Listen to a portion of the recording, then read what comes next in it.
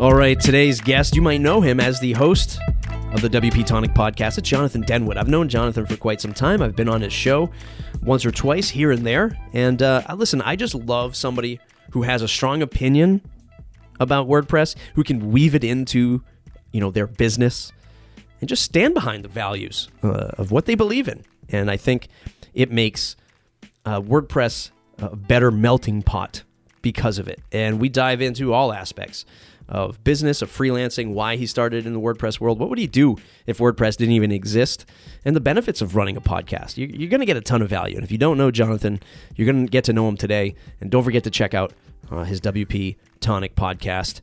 It's mattreport.com. mattreport.com/subscribe to join that mailing list. Let's get into the show.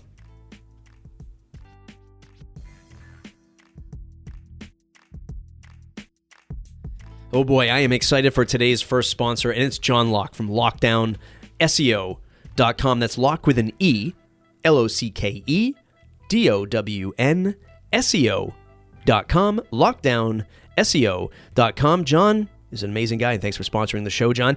He focuses on helping manufacturing companies with search engine optimization so they can get more requests for quotes.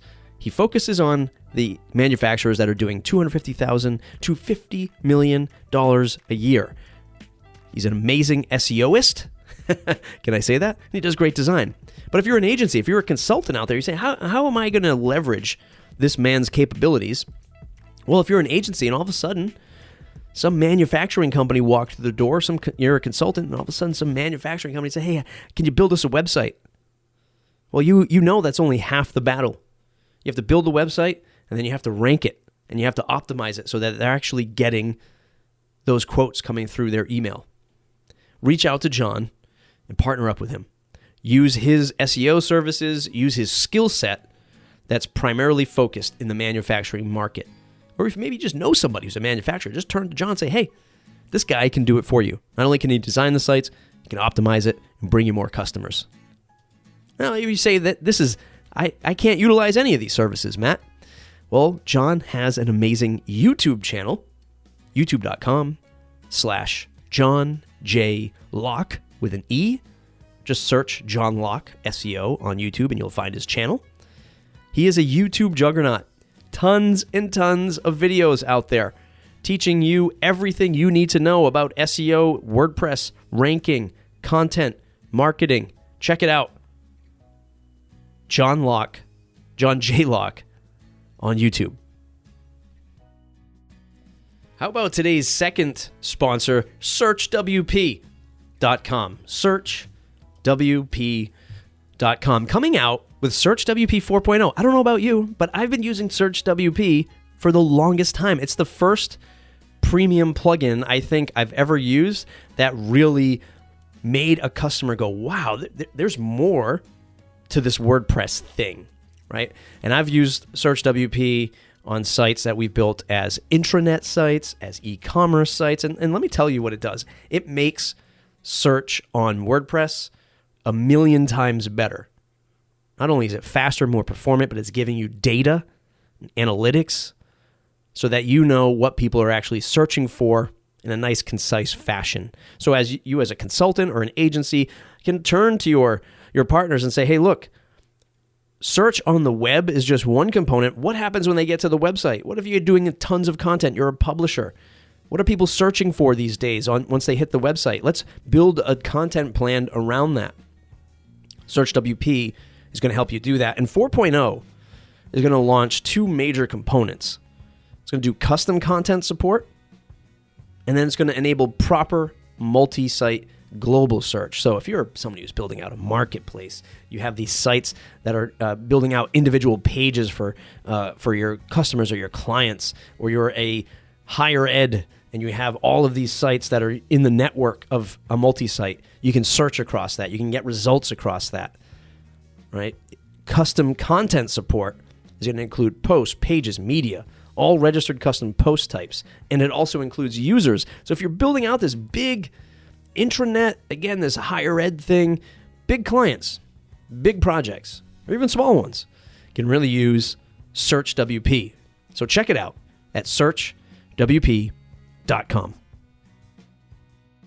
Basically, we we specialise in learning management systems like LearnDash, Lifter LMS, and also WooCommerce websites.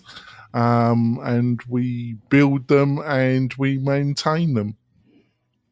And this isn't something that you've always done, right? Because I remember years ago having a chat with you about some other products. Maybe it was like a SaaS type thing that you were working on at the time. How did you find your way to just focus in on not just building another WordPress still doing website? the SaaS product, MailRite. Okay. We're still doing that. That still has a growing audience. So I haven't given up on that. No. I never hear you promote it. Well, I've got a podcast for that. Do you really? Yeah. I come across everything else you do, but I've never seen you promote that on Facebook or Twitter. It's a totally separate world. It's a growing podcast. It's called The MailRite Show. Mm-hmm. And it's just aimed at real estate agents and brokers. And I have a co-host, Robert Newman, who runs another marketing company in the real estate sector, but higher end, where my MailRite product is aimed at a slightly lower price point. And he's been my co-host for about over a year now. But I've been running that podcast for almost 2.5, 3 years now. And how are you finding? Well, let's just dive right into this, because you are, I think what a lot of us are doing, or trying to do a couple things at once, to say the least. You've got the membership service and support and maintenance, and then now you have the MailRite product, and you're balancing that. Plus, you're in the crazy world of podcasting. That's a lot of work. Why? How are you managing all of this at once? With great difficulty, but I do it. I do it because it's got to be done. Yeah. It's a bit like you. You're in full-time employment. You got a family as well. You got a young family. Plus, you keep your agency going as well. Plus, you do the map report and a couple other things. And you occasionally come on my podcast, my roundtable show, which is much appreciated. So it's really just the same. You've got a lot going, haven't you, Matt? Yeah. And it's finding, are we ever going to be happy? Like, let's say you and I, we finally hit the pinnacle of one of the 80 things that we do. Are we ever going to be happy? Well, I think I'm reasonably happy. I could do a bit more money. I don't want to put words in your mouth. I'm not saying you're not happy. No, I don't. I can't see myself retiring to Florida and just playing golf. Which, don't get me wrong, if you're into golf and you like to retire to Florida, good luck to you. But I don't really see that as something. I think I always need to be doing something that keep me occupied. Yeah, chasing and creating. What part of it do you like? That's what I like about That's what I like about WordPress. I think I sense you like that as well. Is the creativity of the WordPress community, of the people you've met through it, and I'm just the same. I'm aghast at how people think of an idea, and from nothing, they build something. It's like alchemy, really, isn't it? It's like it's taking nothing and building gold, really, isn't it? Yeah. Do you think WordPress? Do you think you'd be where you're at today in terms of like just products and having the ability to create? Like, do you think WordPress really enabled that for you? Installing plugins, mix and matching plugins, things like that. Like, did it unlock that creativity for you? Do you think? Not really. I think it's a great platform, but I think I would have just found some other platform, be quite truthful about it. So software would have always been in the mix for you regardless. Well, I got into it at a very late stage of my life, in my mid-30s. I didn't actually own a computer until I was about 33. And then I bought one and I got fascinated, and then I got into coding. It was actually through Flash. I was one of those horrible Flash action scripter coders. And I got some agency work for doing that because nobody knew the hell what they were doing. So I told a good story, and I had produced some decent portfolio fillers, which I could show some agencies. So I got some freelance work, but I was also running I was running a reasonably large retail business in the UK. But I got this computer, and then I got into web development, and then I got into Flash. Then I decided I was going to do a degree in multimedia design because I thought, well, I'm a bit of a fraudster here. I don't really know what I'm doing, even though I've got some people to pay me. I need a degree. And which was fine. I did the degree full time, even though I had a business. Plus I was doing some, I think there's a trend here, isn't there, Matt? I like to fill my time up, don't I? I mean, looking back, I mean, you said, hey, it was fine. I get the degree. Worth it? Not worth it? What are your... Nah, not really. No. It was but I got a nice certificate from the, I forgot the name of the university. It was right next door to my main business. Eastern Anglia University. That's it. They had a campus in Cambridge, but they weren't part of Cambridge University. But I used to go to the campus like once a month in Cambridge because that's where they had the graphic design department, and it was a mixture of coding and design elements. So they used to send us up by train up to Cambridge. So I can say with a straight face I've been to Cambridge University, Matt. Yes, I used to do the same thing at a local university. I used to go to the gym there and be like, yeah, I go there. Yeah, sure. Yeah, sure. Write me down. Write me down as somebody who would, as a student. But you're doing things sort of where a lot of people, and I don't mean this in a bad way, but they have the know-how. They don't have the business sense. They can't tell that story to land them the job, right? And now you've fused the two, I'd imagine, and quite well. Yeah, I've been. The business has been going really well since I decided to specialise in learning management systems about 2 years ago. It was going reasonably okay. I was gradually picking up clients, but I think since I chose a niche, learning management systems with WooCommerce, because a lot of the learning management, the more complicated ones, you tend to have to integrate it, or they want a more sophisticated shopping cart system, and that leads to WooCommerce. All roads lead to WooCommerce, don't they, Matt? They do. They do. And it's been going quite well since then. I've got some big clients now. I've been able to hire some friends that I've met through the podcast as subcontractors. I could always looking for more clients. Well, that's the fact of business, isn't it, Matt? Unless you go forward, you can't stay still, because staying still is actually going backwards, isn't it? Right. If they say that plateaus don't really exist, because if you feel like you're on a plateau, you're really on a decline. But you don't strike me as somebody who would have difficulty knowing your worth, knowing what value you could bring to a customer, a brand, and not being afraid to just, maybe, I don't even know, knock on the door and say, hey, I can do this for you. Like this thing that this superpower, this knowledge that I have, I can help transform your business. Like talking to people and telling your story is probably not something you've ever struggled with, I'd imagine. Well, actually, I do, because that surprises many people, because I'm not obvious extrovert. I'm more introverted, really. I know that sounds amazing. It does. I mean, if you watch the show, you don't necessarily pick up on that. No, but I tend to, I'm not the type of person that can go into a party and just grab hold of anybody. I'm actually not like that. It's pure show business, the podcasts and the videos, aren't they? I'm sure you've realised that you and the other leading people in the WordPress podcast, YouTube, media world, we're in show business, aren't we, Matt? Right. I mean, that's a lot of business too, is show business, right?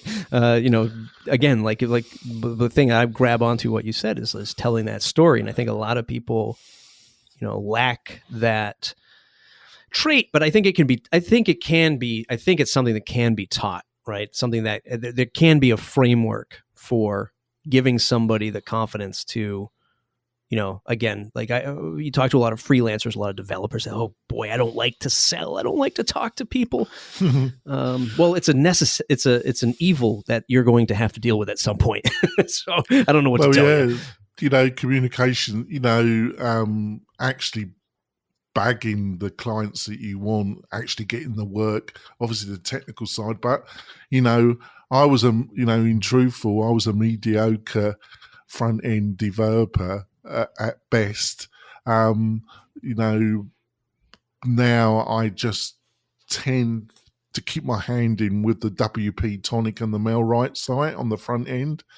But even that, I normally get. I've got two developers that work mostly for me now full time, and I've got a couple other part timers. I've got a good graphic designer, and I've got a couple other people, a couple good project managers. I tend not to do much of the work now, which I think is a good idea.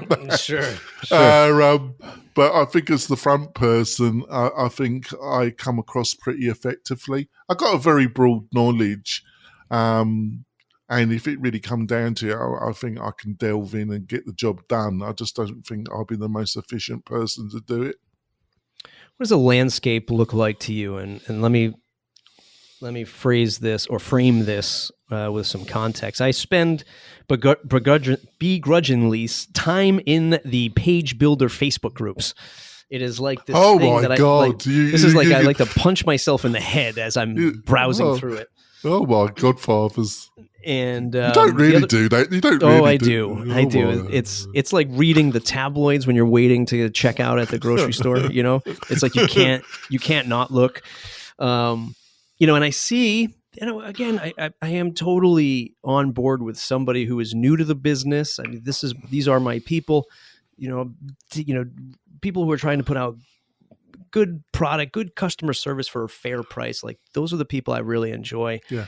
But I see some crazy stories and questions where people are, the other day I saw one where a consultant was saying, hey, I'm looking for another contact form because my customer told me that this other contact form delivers email in less than 10 minutes. And my head just exploded. Like first of all, in what world do you think that controls email deliverability? In what world does the consultant let the client tell them that they should do something in WordPress? And my head was just spinning. But I appreciate how page builders can enable somebody who wants to learn right and do things right, achieve some monetary freedom. What's your take on how these page builders have shaped the consulting market? It's the Wild West, Matt. You like the Wild West. There's opportunity in the Wild West. Well, that's the contradiction, isn't it? That's been the contradiction of your own show for the past. How long have you been doing it? Almost 8 years, haven't you? Yeah. But in some ways, isn't that been the contradictory thread of your own story, of your own podcast? It is. It's doing things right, and you wanting to promote that, and yourself and for other people, but also you're attracted to WordPress because it's the Wild West, isn't it? Mm-hmm. So, and it's those contradictions attracted me to it. Because being a bit of an outsider, I came here with a reasonable chunk of money, but unfortunately my American wife, we broke up and I soon lost that money. But I've made reasonable amounts of money and I've lost them and made reasonable amounts of money again. So I have the confidence that I will be able to return. But back to your thing, yeah, that is the contradiction of reading that in the forum, isn't it? Is that it's mind-boggling, but it's that's WordPress. It's the Wild West, isn't it? Mm, mm. And it's and do you? yeah, Sorry, go on. ahead. No, you go. And the page builders are fantastic, and I think people that can front end develop from the ground up, it has its place. We in our own agency, we mostly use it's Elementor now with a bit of Beaver Builder. We use it for rapid prototyping, and then after that process, we tend to code it and lock it down, because a lot of clients don't want all the power of Elementor. Yes, it's not hand coding, but the idea that it's a easy program to use is a totally delusionary, isn't it? Right. If it's easy to use if you're using it every day, and also you've got the graphic ability to use it as well. It's fine, isn't it? But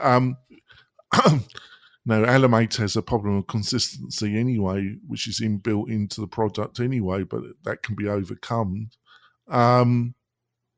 But to give it to a client fully, the amount of training you have to give them and it's just not a good idea. So you have to lock it down to a certain degree, but it helps with rapid prototyping. I don't know if you feel the same. I do. I think it certainly has its benefits. I am one that leans towards Beaver Builder because I am feature adverse when it comes to these things that power my clients' websites, even my own websites. And it's really why I've been using Gutenberg on a lot of my pet projects, because even I felt like if I just stayed with core WordPress, there's less iteration hitting me all the time, where I'm kind of constantly worried about what did this affect on my website, right? Like Elementor just seems like, and I literally today, I think they launched a new feature again. And I'm just like, I can't mentally keep up with the amount of features they're rolling out, nor do I want that for, a customer's website that if I were still in the game, selling and consulting with them on. But this is what people want, right? This is why we're here. If the market didn't demand it, we wouldn't have these tools, right? Gutenberg included. Well, I think Gutenberg's got, which we have endlessly discussed. But I think there was really very much two part, or even maybe three parts to the Gutenberg story. So into my mind, there was really three elements that cause a real witch's brew. And one of those parts is that, I've been avoiding using it on client sites like the plague, but we have one major client who hired a very expensive design digital agency to build their website, but we've been maintaining their websites for the past 3 years. So they've decided to keep us on after the design digital agency tried to muscle in and gave them a quote that was almost 3 times more than what we charge them. They rapidly, but the new site, it's very large website, and they've decided to go down the Gutenberg route, which they were advised by this very expensive digital agency.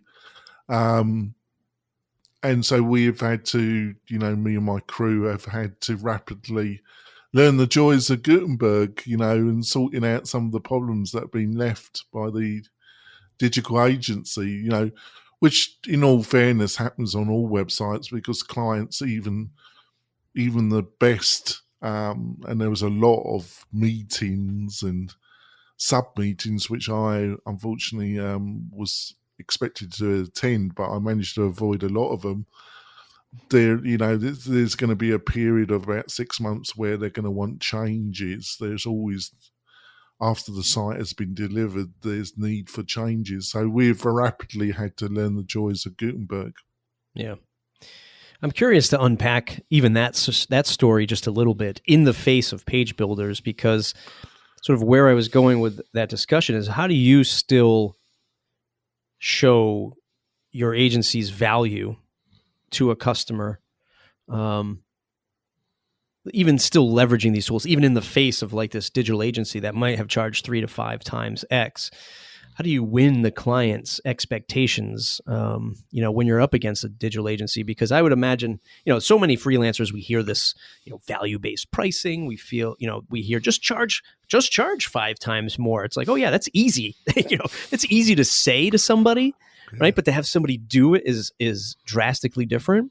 And I feel that tools like Elementor or Beaver Builder, Gutenberg, for the newcomer in the space, that consultant's already adverse to charging a lot of money. I'm a little afraid to charge because I'm not really sure what I'm worth. And these tools make it so damn easy that they sort of get they get a little paralyzed, right? They're like, wow, well, this tool made it really easy for me. Maybe I shouldn't charge this customer too much money. But how do you present value, right, to overcome that so that you are profitable? You can have a team and you can just be the guy sort of doing the overall strategy for the company. Well, I think there's 2 areas. I think there's obviously you need to specialize. I really do think you need to specialize and find a niche in 2020. I think the market has fundamentally changed. I think the area which is over the past 3 years has fundamentally changed the most was the small digital agency that was design focused. And then they used to do like custom themes, and they would have a outsider developer do that customization for them. That market has shrunk because of page builders, because the designers in the agency do it themselves to some extent. They no longer need to hire the developer to develop a custom theme for that project. Now, I know a lot of high-end digital agencies that used to get their themes from Theme Forest and then used to get a junior, knock it out, and they'd be charging like $25,000 for it. And that used to be the topic. Like when I first started the Matt Report podcast, like that is the example that I used to have like that lightning round, like every podcaster used to do back in the day. And I would always say, like, what do you do with a $500 website, right? How do we move up channel, right? And that was the basis of it. I would see all these people charging, $500, $1,000 for a $20 theme. And I'd be like, this is like, what's going on, right? and a little bit of me just being naive to the market, but also like looking at what people were doing. And now it's either gotten 10 times worse or.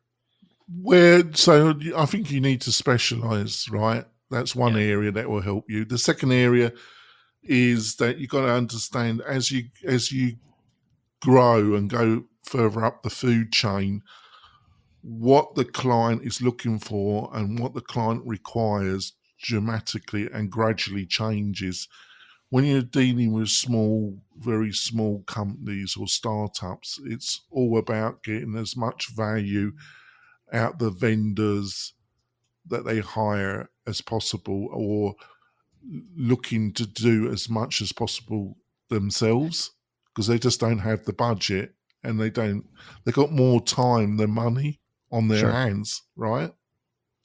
As you go up the food chain, and hopefully you will agree with me this, it becomes not so much about price, more about will they deliver and will they be around to service what they've produced. So me as a manager or an individual in a slightly larger company to medium sized to larger companies, if something goes wrong, I'm not going to get the blame for it. Mm-hmm. Plausible deniability. And also what you're going to understand is when you get into a bigger project, a medium to larger project, is the amount of hand-holding and meetings and more meetings on top. And if it's your first ride in that kind of environment, you probably will totally underestimate the hours that you're going to have to input, because you'd focus on on the technical side of producing the project that's required, and you don't take into account the amount of meetings that are going to be required.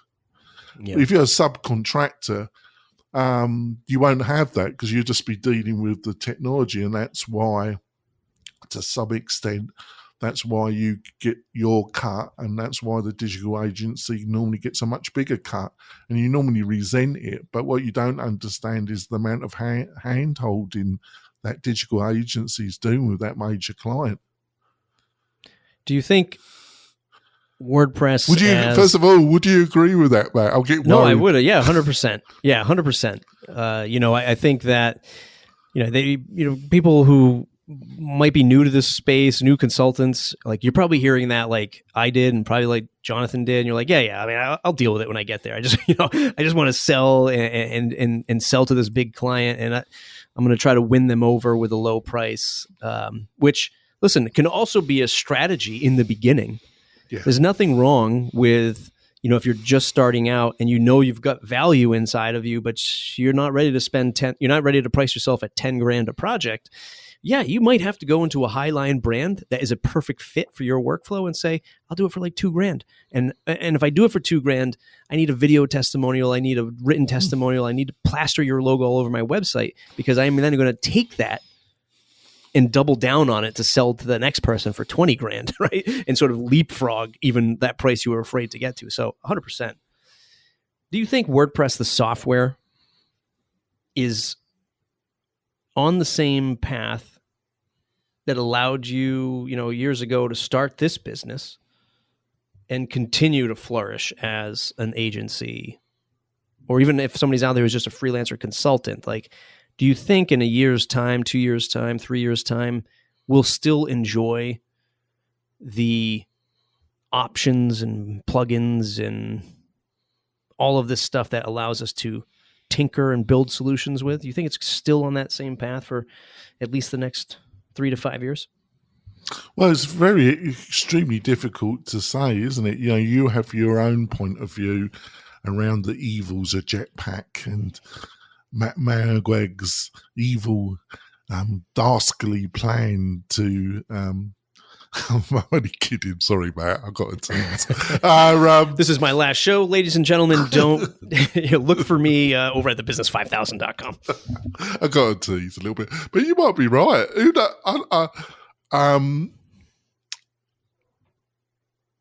don't. Matt. He might have this dastardly plan 5 years out. You might be, he's a really smart guy.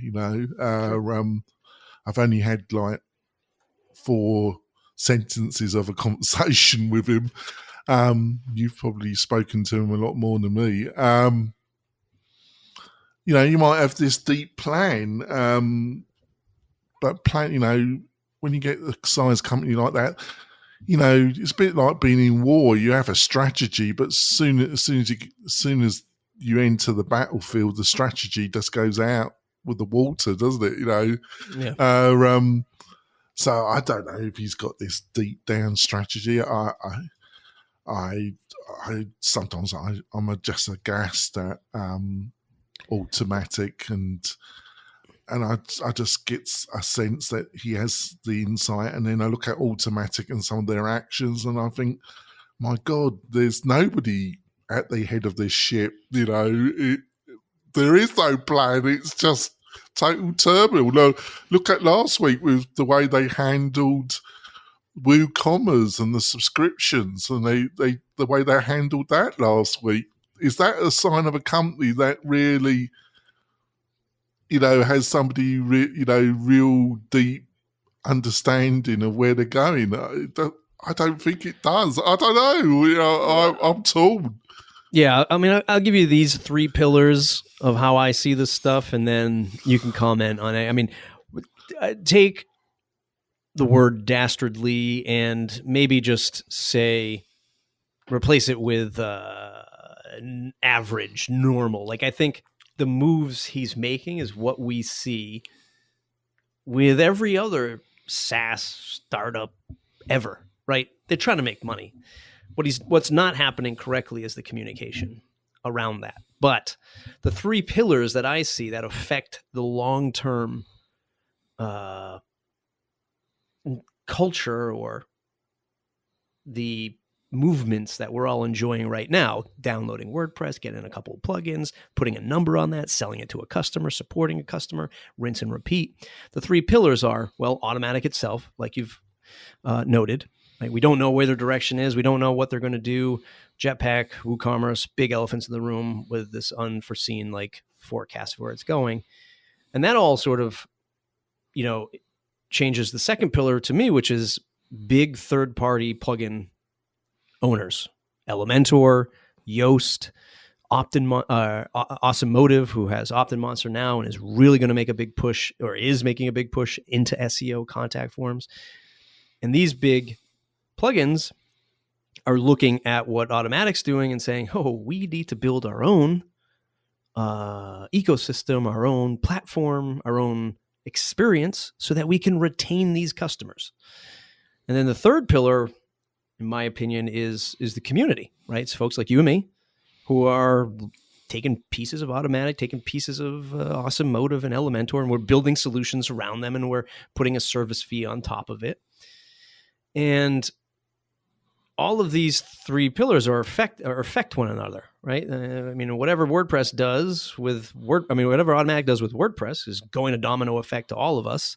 Everybody who's invested in Elementor, the day that they say, hey, we're building Elementor SaaS, we don't even use WordPress anymore. Okay, what do I do now, right?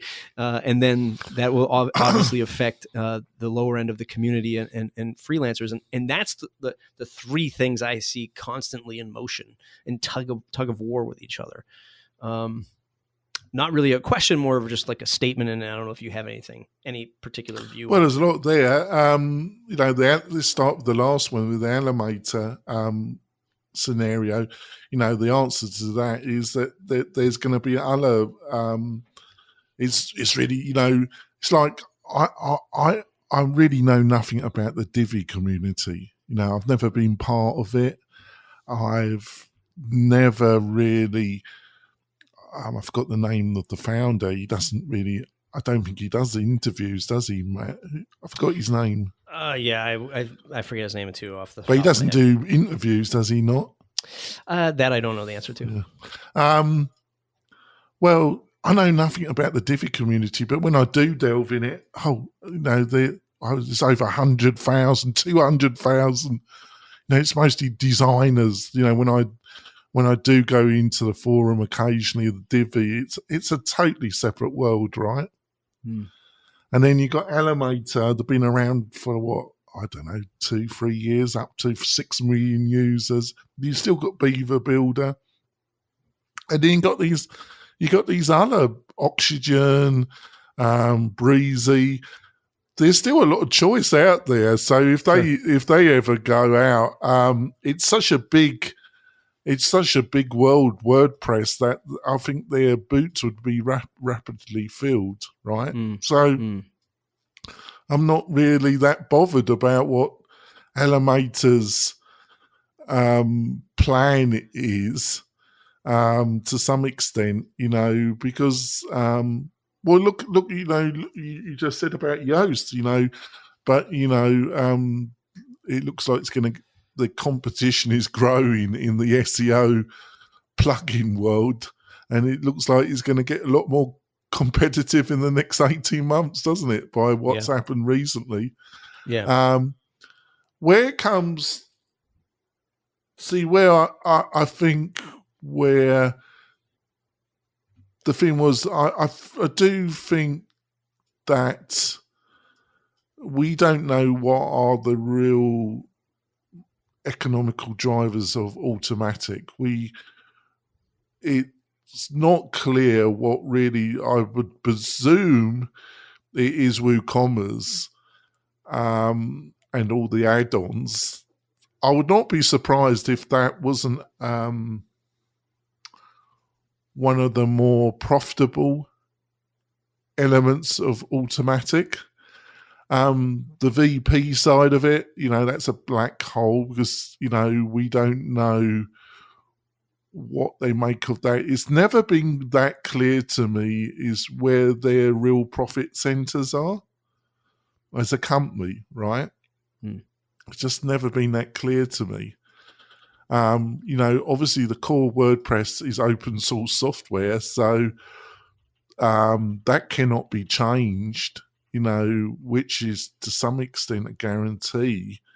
It would take a lot more aggravation and turmoil for there to be a effective fork.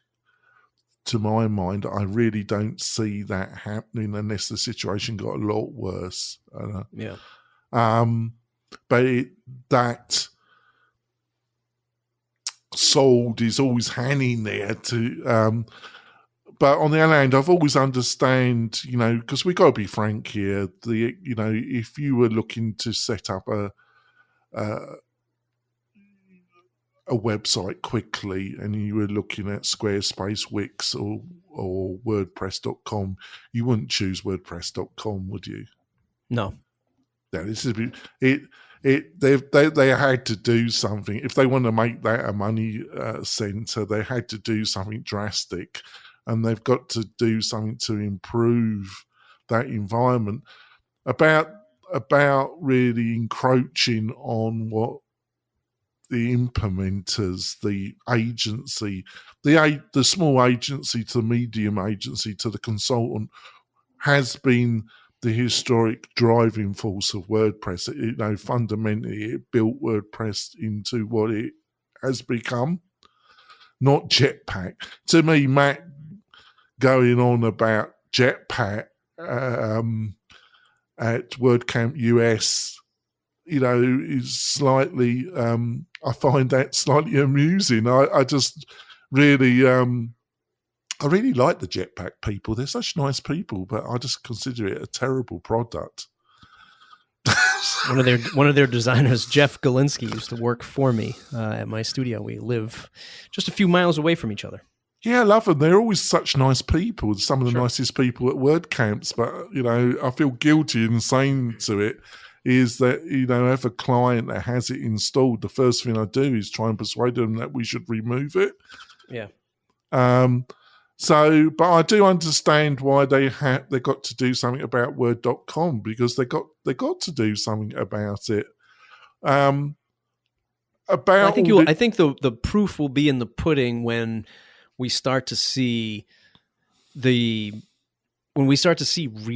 true marketing and branding efforts come out of Automatic to say that .com is the place to go for all of your trusted word. Like, if you want to experience WordPress the best way, you come to WordPress.com or you install Jetpack. Like, when that starts to really become the common language of their branding experiments, that's when you'll know that they are truly up against the third-party developers, hosting companies, and consultants, really, in my eyes. Well, yeah, but I just don't really see that as being necessary. Fundamentally, they could go down that path. They could choose that. That could cause more damage financially than the upside of it. It's a very delicate process that they're involved in, and their ability to communicate where they want to go has been, in my mind, disastrous, hasn't it? Yeah. It is. It was one of the problems of, if I had been Matt, I would have never publicly stated that I was the project manager of that process. I would have avoided, in fact, I would have been unofficially, but officially, I would have never declared that I was the project manager of Gutenberg. Yeah, I mean, that's a little bit of Matt's ego, taking charge there, which is, I think, found us in some of the troubling waters lately. Yeah, but I just wouldn't have done it. I think it was a terrible decision to publicly say, I'm taking over. All the angst then is aimed at me. Right. All the daggers are drawn and thrown, aren't they? That was, and it really also gives a contradictory message that basically it's saying, I've got nobody in the organisation in Automatic that I feel is capable of taking over this crucial project as the founder, one of the founders of the WordPress, whatever it is. That's a whole other witch's brew that we could discuss. Of whatever it is, I've got nobody in my crew that I can send to the Russian front to take over this mess. I love how everything ends in war. Everything ends and starts with war. I'm going to the front myself. Well, he thought that was a good message. I always thought that's a terrible message. Do you think we have a voice, you and I and others who are listening to this? Like, do we truly have a voice in this WordPress movement? I would have thought no, but I'm always so surprised by how easily establishment is upset by even the most non-important voice like my voice. I think you got much bigger voice than mine. I just, also a lot of people are respected. They gave up on WordPress after this Gutenberg fiasco. Well, and the reason why I say fiasco, it's not the end product, the whole way it was handled. Right. A lot of people thought, fuck this, I've got a good job somewhere else and I just do this because I believe in WordPress and I just don't need this crap coming my way. And they just walked away from it. And I think that's quite sad, isn't it, Matt? Yeah. I mean, it's a project this size. I mean, this is a small country.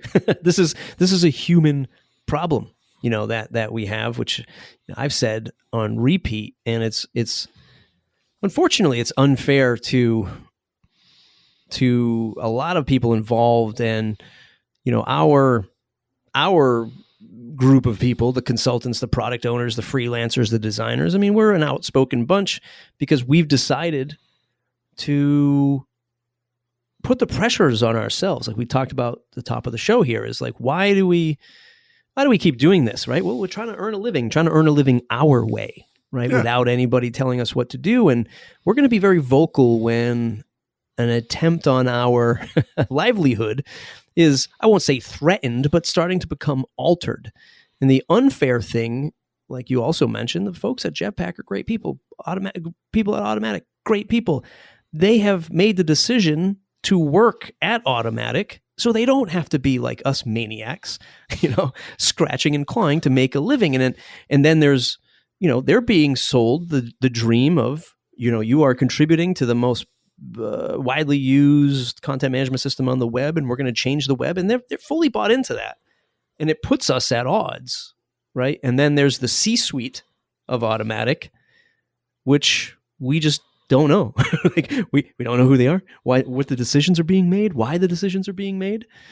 And it really puts good people at odds with each other. And I would like to say that we do have voices, and I guess I'm more pessimistic on that, is saying like it's slowly fading. I don't want it to, and I hope that people will, be more vocal of where they want to see things. I'm not so sure about. I think I understand why you say that in a way, because I think, but funny enough, it wasn't about Gutenberg that to what I'm just about to say. I really think Wix, Squarespace, other website building platforms were encroaching on this bread and butter of small, a one-person design designer that had graphic designer in the small business world in a local community like Reno that was doing flyers, logos, but building relationship with a number of small businesses, right? Because they did small jobs, right? And then they would take themes for the really low end.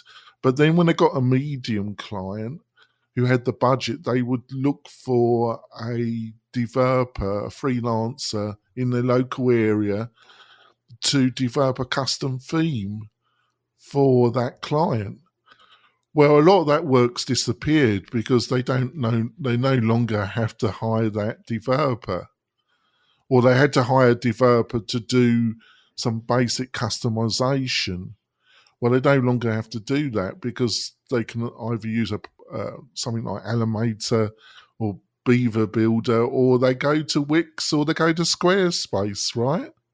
I know a load of designers that dropped WordPress and they've gone to Squarespace. Obviously, they come up against the limitations of a SaaS platform quite rapidly, but for the right circumstance, it's the right solution probably.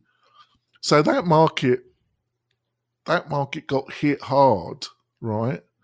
But on the other hand, like my co-host Adrian, who's built a CRM, and he's building it out rapidly. The amount of work him and his team. I'm talking about Groundhog. I'm just been aghast at how far he's taken the product, him and his team, and how much work they're putting into it. Well, I don't think you would get that anywhere else than in the WordPress ecosystem. I've just been aghast. And I think if he can keep at it and he finds the market fit, he will in the end be able to build a really significant business.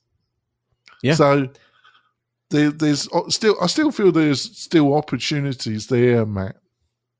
Yeah, no, for sure. Definitely on the business side. I guess I was referring to more of just like voices in the community. Like, do people really listen to us? And should we care? I mean, at this point, should we care? Well, can I be frank about it? I've been happy. I've got to know you, and you've always, because you came on my show when I first started, when it was awful. But then you still came on. I was awful, or the show was awful? No, the show was awful. And I had Crazy Bill as my co-host as well. But I'm still friends with Crazy Bill, actually. Good. But it was awful, and he had an awful website, and it was awful. But you still agreed to come on. I could tell that you thought, why have I come on this? But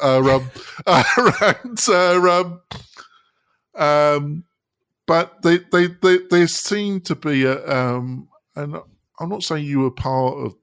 There seemed to be a very tight crew that were dominating the WordPress community, and they really didn't allow outsiders to be part of it, or you had to kind of pay some fee to be entered into it. That's when I used to go to WordCamps, and I haven't been for the past couple of years because I've just been busy with these two companies. I sense that quite a lot, and I think that's imploded because there's so many, so many of the leading edge plugin agencies are based abroad. Either they're based in Eastern Europe, or they're based in India or Pakistan or Indonesia, or it's gone. I have people approach me to come on the show, and I never heard of their plugin, and they've got about 500,000 installs. I've never even bloody heard of it, Matt. Sure. And I think it's become much more international than the early days, where it was much US based around, and you actually knew the people a lot more tighter. Yeah, I mean, absolutely. First of all, I mean, thanks for breathing some new life into my expectations. because I just, after covering this stuff, much like you, for the last 7 or 8 years and in WordPress for over 10, I guess you just eventually, even though I talk to a lot of people, you just eventually get, those blinders on. So I guess things aren't as bad as I may perceive them from just the behind this microphone. But to comment on, on the globalization of WordPress and the products that are out there. I mean, I just reviewed on my Plugin Tut channel the Bloxy theme, which I was getting some comments on other videos that I had done, and some people reaching out to me saying, "Hey, you should check out this theme too." And I just installed it, and it's like, how are these people doing this with all of these features? I've never heard of them. I've never seen them before. No about page, and consumers are just rushing to it, going, I'm gonna use this now because look at all these awesome free features. And it just, again, blows my mind that people will make a switch so fast, but also these unknown folks have built something ridiculously powerful for not a penny that you could give, not even a tip jar on their website yet. And I'm just saying, how is this even possible? No, it's just mind blown, isn't it? I'm interviewing on Thursday. It's a learning management system called Tutor, and they're an Indian-based company. And I was thinking, I haven't tried it out, but Adrian has some knowledge of them, and they agreed to come on the show, and it looks an interesting product. But I was wondering, how they're going to compete with LearnDash and Lifter LMS and the established player. But you can't you? That's the good side and the bad side of WordPress. But right. I think part of the thing is this globalization element that's happened. I think it's become much more evident over the past 2 to 3 years. Is that it used to be very US orientated, the development community, but now it's really become quite internationalized. Sure. Well, my friend, this has been an amazing conversation. I can't thank you enough. We've gone on a wander here, haven't we? We started in England, we came to the US, now we're over the globe. So it's been a phenomenal conversation. Where do you want people to go to find out more about you? Well, join us on the WP-Tonic. Matt joins us on the Roundtable show. I do 2 shows a week around WordPress. I do the round table show out of joy because it's great when Matt joins us and the other regular panelists joins us. It's just a great conversation, and I just do it out of joy. The interview show is more on the business side of things, but we have some great guests, and I try and mix it up with various experts or people I think I want to interview and learn something from them. So go to the WP-Tonic website and sign up for our newsletter, and also join us on the podcast as well. What about this MailRite product? Can we promote that here? Well, MailRite has been a long-winded story, to say the least. I must have broken every rule of web development and market fit marketing. Find the pain point, find how you can solve. I did nothing of that. I just wanted to build a SaaS, and it's MailRite version 2.0, and it's actually turned out to be a really powerful product. And I've been lucky that the competition haven't moved on too far, so it's still. I think the feature set that it offers to real estate agents at the price point is pretty amazing. But it's taken a lot of work to, when you're building something like that on WordPress, when you're building an application platform, the amount of bugs and other things that you're dealing with is just on a different level to a website, which is pretty bad, isn't it, Matt? It is. God, it's all a nightmare, isn't it? Slightly. It's all madness, isn't it?